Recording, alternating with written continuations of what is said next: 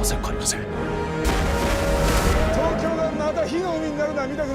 Alright, so Godzilla Minus One is the latest buzz from Toho, and let me tell you, it's a wild ride back to the roots. It's like a throwback to the OG 1954 Godzilla, but with a modern twist. We're talking mid-20th century Japan, and Godzilla's not just a big lizard this time, he's the ultimate symbol of nuclear nightmares, scarier than ever. Now this ain't just another monster movie, it's got heart, where there's a touching story about a dad and his daughter, and a whole let's get the gang together vibe. Released in December 1, 2023, by director Takashi Yamazaki and starring a cool cast with names like Ryunosuke Kamiki and Minami Hamabe, it's got a PG-13 tag and mixes action, adventure, and some real feels. The setup is post-war Japan, which is already in the dumps when Godzilla, all pumped up from atomic tests, crashes the party. Center stage is Koichi Shikishima, this ex-kamikaze pilot from World War II. He's in Tokyo trying to piece together a new life with Noriko and Kido Akiko. Then boom, Godzilla, now Hulk up from Bikini Atoll, nuke tests, crashes Tokyo. Noriko gets caught in a crossfire and Shikishima, well, he's obviously gutted. So he leads this wild grassroots plan to take down Godzilla, and the ending is fantastic. Godzilla looks like he's toast after an epic explosion, but that last shot, it's got everything talking about a sequel. Fans, critics, and even Gareth Edwards, who directed the 2014 reboot, they're all over it. So let's quickly explore a bit of the film story before we get to the ending. I think you know it by now, this is going to be a spoiler-heavy video. You've been warned. Before we go into our explanation, we have a very small request. If you like our content, please support us by subscribing to our channel. This is a small click for you, but for us, it means a lot. Thank you.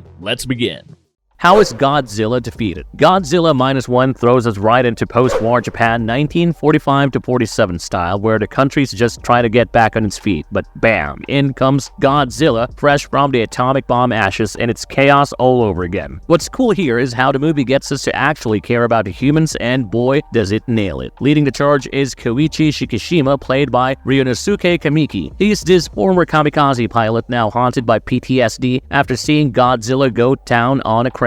Fast forward 2 years, Koichi's back in Japan wrestling with Survivor's Guild and starts a thing with Noriko Oishi, a Tokyo bombing survivor. They even adopt a kid, Akiko. Sure, it's rad watching Koichi join forces with the Navy and scientists to beat Godzilla, but the real hook? We're rooting for him to pull through for his family. The stakes skyrocket when Godzilla wipes out chunks of Japan and takes Noriko with it. Koichi teams up with the Imperial Japanese Navy Air Service and a bunch of brainy scientists. Their game plan? Trap Godzilla with Freon tanks to make him sink into the ocean. If that flops, plan B involves blowing up balloons around Godzilla, forcing him up to the surface, and making him pop from explosive decompression. Koichi's benched from the mission, but he's still important. Everything's going according to plan. Koichi's up in the special plane, distracting Godzilla, giving the Navy time to set up the Freon trap, but Godzilla, being Godzilla, rips through the balloons. It's all hands on deck then, with destroyers and citizen-driven tugboats hustling to keep Godzilla afloat. When Godzilla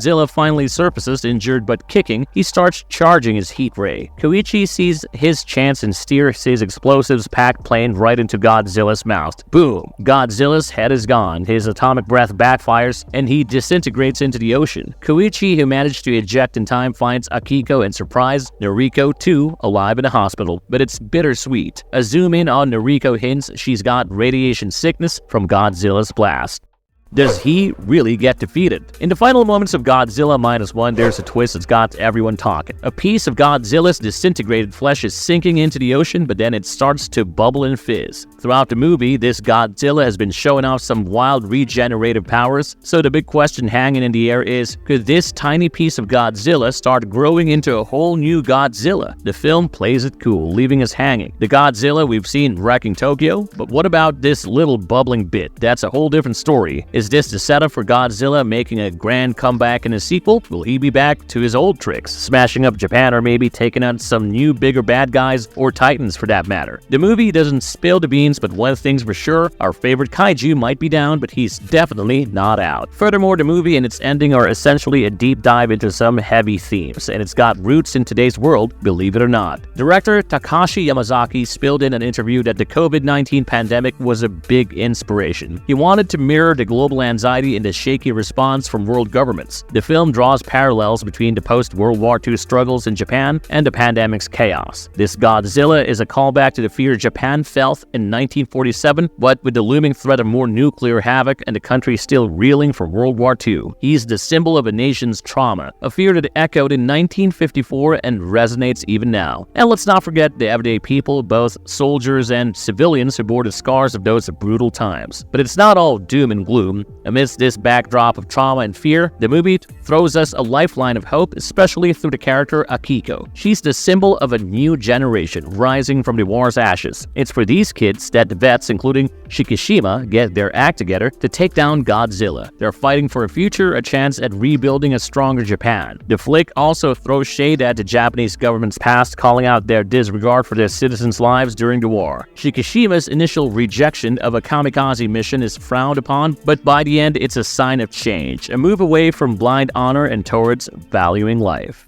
Marvelous verdict. Takashi Yamazaki's Godzilla -1 is a total game changer in the Godzilla saga, and here's why. Yamazaki doesn't just throw a monster at us, he gives us real people with real struggles. These aren't just characters, they're people you can feel for trapped in this wild situation with a giant atomic monster on the loose. Ryunosuke Kamiki and Minami Hamabe lead the pack, and their on-screen relationship is the stuff of heartbreaks. Throw in Kuranosuke Sasaki and Sakura Ando plus Munetaka Aoki in a smaller but key role, and you've got a cast that's firing on all cylinders. Visually, Godzilla -1 is on another level. The effects are so real, it's like you're right there. If you can't catch this one in IMAX, it's made for the big screen where every detail pops. Yamazaki's take on Godzilla is fresh. There's no over-the-top disaster movie drama. It's more grounded, real settings and Godzilla fitting into them rather than the other way around. What really caught my eye were the ocean scenes. Less is more here, and they're so believable.